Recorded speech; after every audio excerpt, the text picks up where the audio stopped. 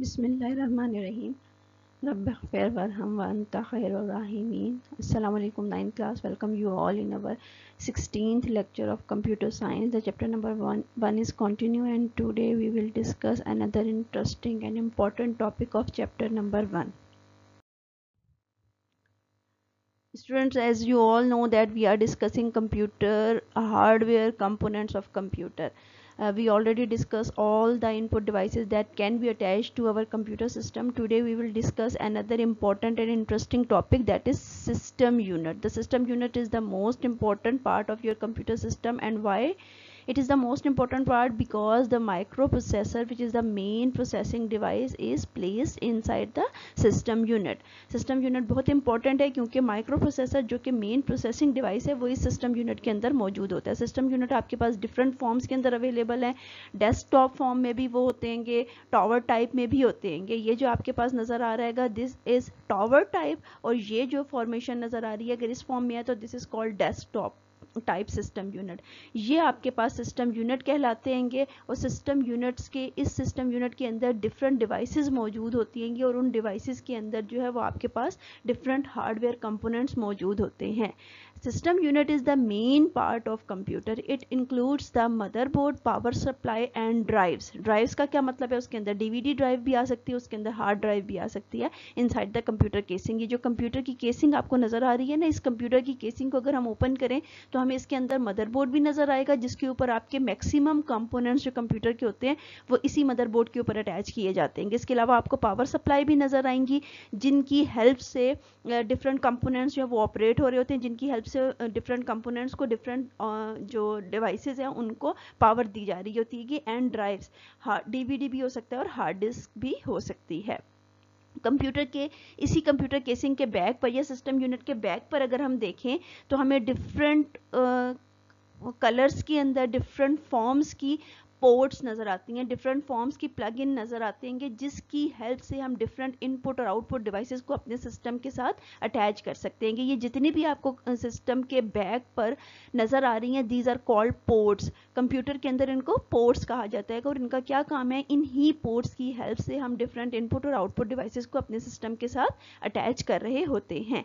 All the input output devices of a computer are connected to system unit through the ports.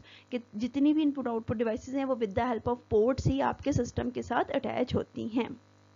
अगर हम laptop की बात करें तो लैपटॉप के अंदर आपका एक ही जो कीबोर्ड होता है उसी के नीचे आपके पास माइक्रो प्रोसेसर भी मौजूद होता है और उसी एक ब्रीफ केस के अंदर आपके पास तमाम कंपोनेंट्स जो हैं वो अवेलेबल होते हैं. ठीक है, लेकिन जो आपके पास दूसरे कंप्यूटर्स होते हैं जैसे ये टॉवर टाइप है या डेस्कटॉप टाइप है, इसके अंदर आपको बैक साइड पर पोर्ट्स नज़र आ रही होती हैं. लैपटॉप के अंदर भी आपको यूएसबी पोर्ट्स और डिफरेंट डिवाइसेस को कनेक्ट करने के लिए कुछ पोर्ट्स नज़र आ रही होती हैं जिनकी हेल्प से आप एक्सटर्नल डिवाइसेस को भी लैपटॉप के साथ कनेक्ट कर सकते हैं.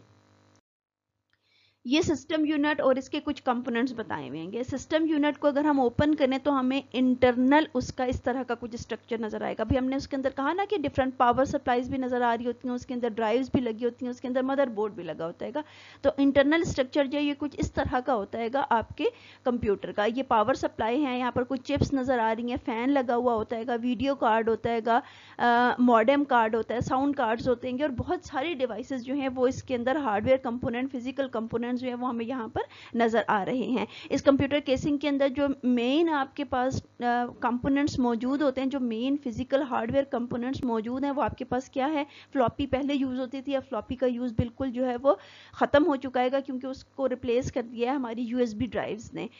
सिस्टम फैन मौजूद होता है, आपके पास पावर सप्लाई मौजूद होती है, मदरबोर्ड. ये सबसे इंपॉर्टेंट चीज है इस सिस्टम यूनिट के अंदर, इस केसिंग के अंदर. प्रोसेसर है जो कि इसी मदरबोर्ड के ऊपर अटैच किया जाता है. रैम की स्लॉट्स होती हैं, ऑप्टिकल ड्राइव्स यानी आपके पास हार्ड डिस्क भी हो सकती है और डीवीडी, सीडी या डीवीडी या ऑप्टिकल डिवाइस होती ड्राइव्स हैं और आपके पास हार्ड डिस्क भी क्या मौजूद होती है कि इसके अंदर मौजूद होती है. इसके अलावा हीट सिंक भी अवेलेबल होता है. तो ये वो सारे हार्डवेयर कंपोनेंट्स हैं जो कि आपको सिस्टम यूनिट जब आप इसको ओपन करें तो आपको ये सारे हार्डवेयर कंपोनेंट्स इसके अंदर लगे हुए नजर आ रहे होते हैं.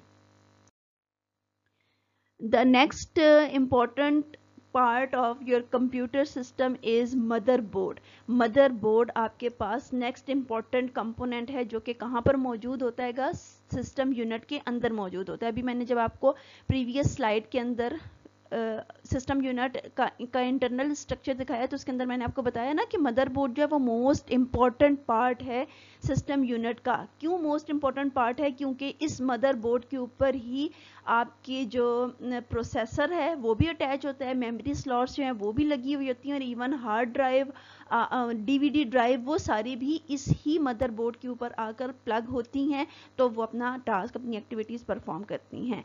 Motherboard is the main circuit board inside the system unit. System unit के अंदर ये आपका मेन सर्किट बोर्ड है। क्या क्या इसके ऊपर मौजूद होता है? It contains micro processor, main memory, expansion cards, memory, many IC chips, connector and other electronic components के। इसके अंदर आपको ये सारी चीजें जो हैं ये नजर आ रही होती हैं कि माइक्रो प्रोसेसर है, मेन मेमोरी है, रैम रोम जिसको कहते हैं, एक्सपेंशन कार्ड्स अगर हमने कोई साउंड कार्ड्स वगैरह अटैच करने हो तो उसके लिए इन एक्सपेंशन कार्ड्स को, एक्सपेंशन स्लॉट्स को यूज किया जाता है।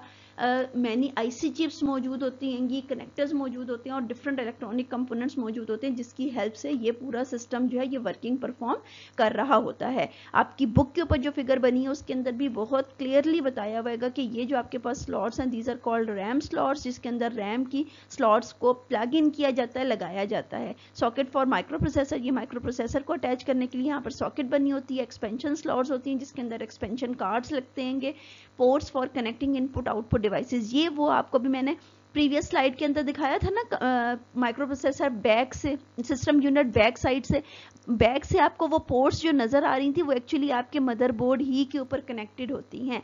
आप जब किसी भी एक्सटर्नल इनपुट आउटपुट डिवाइस को अटैच करते हैं अपने सिस्टम यूनिट के साथ, तो एक्चुअली अगर आप उसको इंटरनली देखें तो इंटरनली वो आपके इधर मदरबोर्ड के साथ ही अटैच हो रही होती हैं। तो ये डिफरेंट पोर्ट्स हैंगी जो कि आपको सिस्टम यूनिट के बैक पे नजर आ रही होती हैं, और इंटरनली ये कहाँ पर मौजूद है? ये आपके मदरबोर्ड के ऊपर मौजूद होती हैं।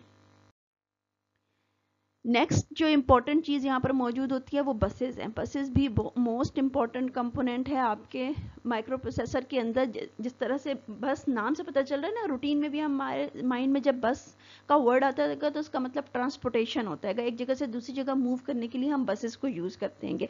तो कंप्यूटर के अंदर भी इनका यही काम है, ट्रांसपोर्टेशन ही का काम है। लेकिन ट्रांसपोर्टेशन के अंदर वो क्या ट्रांसपोर्ट कर रही हैं? वो डेटा को, वो कंट्रोल सिग्नल्स को, वो एड्रेसेस को एक जगह से दूसरी जगह पर ले जाने के लिए यूज की जाती हैं। It has many buses, electrical pathway printed on it, के माइक जो आपके पास मदरबोर्ड होता है उसके ऊपर बहुत सारी बसेस जो है वो प्रिंटेड फॉर्म में अवेलेबल होती हैं, और उनका काम क्या है? This are used to transmit information between various component of the computer.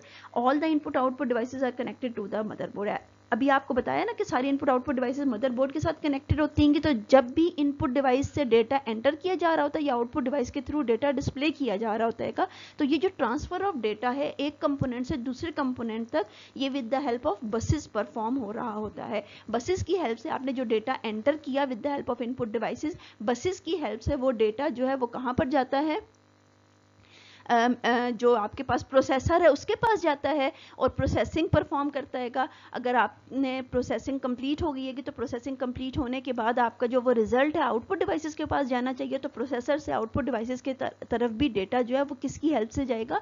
With the help of buses he transfer होगा। इसके अलावा कंप्यूटर के अंदर जितना भी डेटा सेव हो रहा होता है वो किसी न किसी मेमोरी लोकेशन के ऊपर सेव हो रहा होता है, और मेमोरी के डिफरेंट एड्रेसेस होते हैं। तो वो एड्रेसेस को भी एक जगह से दूसरी जगह अगर हमने मूव करवाना है तो उसके लिए एड्रेस बस को यूज किया जाता है। और आपका जो मेन सिस्टम है, माइक्रो प्रोसेसर है, वो आपके तमाम सिस्टम को कंट्रोल कर रहा होता है by sending different control information, by sending different control signals. तो जो माइक्रो प्रोसेसर ने कंट्रोल सिग्नल्स सेंड करने हैं, भेजने हैं, वो भी किसकी हेल्प से भेजेगा? वो with the help of control bus transfer कर रहा होता है। तो बसेस जो है वो आपके कंप्यूटर का बहुत इंपॉर्टेंट पार्ट है जिनकी हेल्प से डेटा, एड्रेसेस और कंट्रोल सिग्नल्स जो है वो ट्रांसफर हो रहे होते हैं। ये देखें सिस्टम बस का पूरा आर्किटेक्चर फिगर बना मैं आपको डिस्प्ले करवाया हुआ है।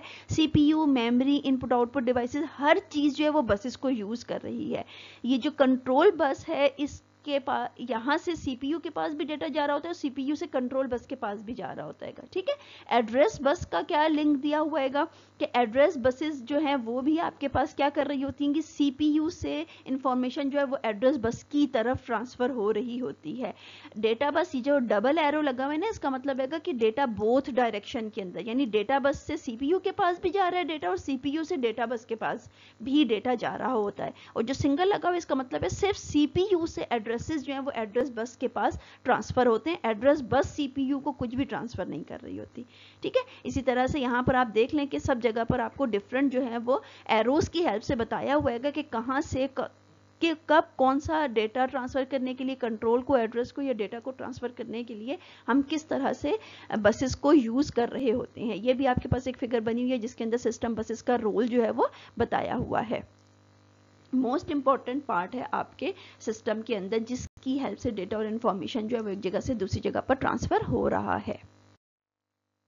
यहीं तक आज हम लर्न करेंगे, इंपॉर्टेंट टॉपिक हैं, इनको आपने अच्छी तरह से याद करना है। कौन कौन से टॉपिक आज हमने लर्न किए? सिस्टम यूनिट और मदरबोर्ड। इसके अंदर मैंने डिफरेंट हेडिंग्स दी, वो हेडिंग्स आपने अपनी बुक के ऊपर मार्क करनी है और उन हेडिंग्स के साथ इन टॉपिक्स को याद करना है। वो हेडिंग्स आपको सेपरेट भी डिफाइन करने के लिए आ सकती हैं, और अगर आपको वो टॉपिक डिफाइन करने के लिए आता है, जैसे मदरबोर्ड का टॉपिक आता है तो उसके अंदर आप बसेस को भी डिफाइन करेंगे, ठीक है। सिस्टम यूनिट का टॉपिक आता है तो उसके अंदर आप पोर्ट्स को भी डिफाइन करेंगे।